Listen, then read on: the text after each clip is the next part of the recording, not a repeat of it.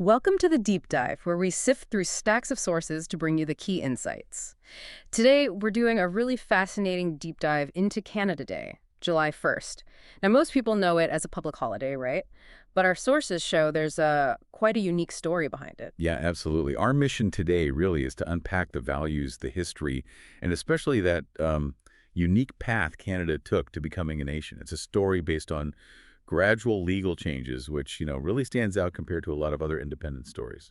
We've got some great articles, some notes here that paint a really vivid picture of how different this journey was. So let's just jump right in. Let's uncover that maple leaf magic. Okay, so let's unpack this. First things first, for anyone maybe less familiar, what exactly, according to our sources, are Canadians celebrating on July 1st?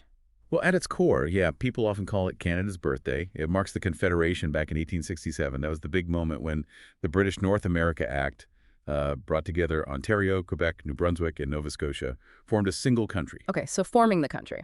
Right, but as a self-governing dominion within the British Empire. It wasn't full independence right away, but it definitely laid the groundwork for full sovereignty later on. Yeah. 1982, that was the final step. So the very beginning, the genesis of the country. Got it. What about the core values then? What do the sources say Canadians reflect on during this time? Well, the focus tends to be on national identity. What does it mean to be Canadian? It loops in ideas like diversity, inclusion, freedom, and also, yeah, a sense of pride in how they got there, and remembrance, too. And how do those values show up in the actual celebrations? What are people doing across the country? You see communities coming together, lots of public stuff. The usual suspects, really fireworks are big, concerts, parades, and definitely barbecues. Very Canadian. Right. And you mentioned it reflects a modern identity. I thought it was interesting that the holiday name itself changed over time. Ah, yes, good point. It wasn't always Canada Day. What was behind that shift? It started as Dominion Day, which, reflected that status within the empire. But in 1982, the same year they finally brought the Constitution fully under Canadian control, they renamed it Canada Day, really to better reflect that modern independent identity. Okay, now here's where our sources highlight something really distinctive. Many countries fight for independence, revolution, war. But Canada's path, it was gradual, peaceful, rooted in law.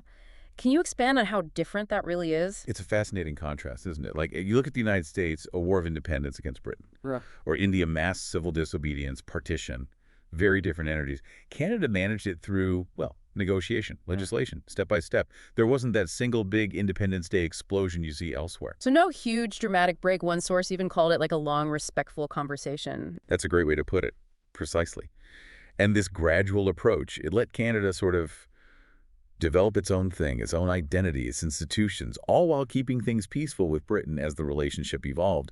It's actually quite rare, achieving full independence without a war or revolution. And they even kept ties with the monarchy, right, which seems to underline that different approach. Exactly, that's another key difference. Many former colonies became republics, cut those ties completely. Canada kept the British monarch as the ceremonial head of state, even after full independence. It's that constitutional monarchy model tradition and modern government side by side. And the way Canada itself is structured internally, that played a part too, didn't it, in the slow pace? Oh, definitely. Canada's a federation. So big constitutional changes needed buy-in from both the federal government and the provinces. That naturally slows things down.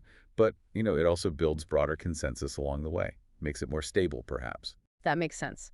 Okay, let's really break down that step-by-step legal journey.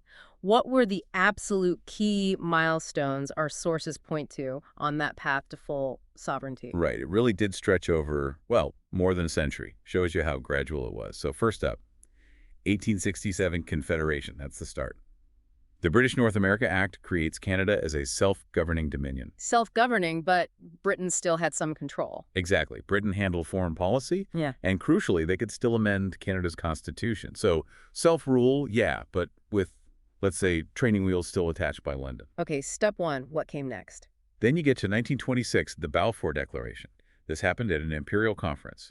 Britain basically acknowledged its dominions, Canada included, as autonomous communities within the British Empire, equal in status. Equal status, so a big shift in principle. A huge symbolic and political shift, yes. Yeah. It paved the way for real equality, legally speaking, without any conflict. Got it. And then the Statute of Westminster. That sounds important. Very important. 1931 Statute of Westminster. This is often seen as Canada's legal declaration of independence. It gave Canada full legislative autonomy. They could make their own laws without needing British approval anymore. Full autonomy. Well, almost. Yeah. There was one catch. Britain technically still held the power to amend Canada's constitution. And this is key only if Canada asked them to. So independent, but with this one remaining constitutional link. Okay, so almost there. What was the final piece? The final piece, the big one, was 1982, the Constitution Act. This is when Canada finally patriated its constitution. Patriated, meaning brought it home. Exactly, brought it fully under Canadian control. This act ended Britain's ability to amend it, period. And it also brought in the Canadian Charter of Rights and Freedoms, which is, fundamental to Canadian law today. Wow. Okay, so what this really means for you, our listener, is that Canada's independence wasn't like flipping a switch. It was more like inheriting a complex machine and then over 100 years, carefully, methodically, changing the settings from British Empire controlled to fully independent, one legal document at a time. And that really does raise a bigger question, doesn't it? What does this unique, peaceful, step-by-step evolution tell us about how nations can achieve self-determination? There's clearly more than one way. It really stands out against those revolutionary stories we hear so often. It shows that, yeah, maybe a long, respectful conversation backed by law can be just as powerful, maybe even more enduring in some ways. So something for you, our listener, to think about. How might that gradual, cooperative way of becoming a nation have shaped Canada's identity, especially things like its emphasis on diversity, on inclusion? How might that differ from nations born from, a sharper, more sudden break? What really stands out to you about Canada's particular journey? A true deep dive into what makes Canada, well, Canada.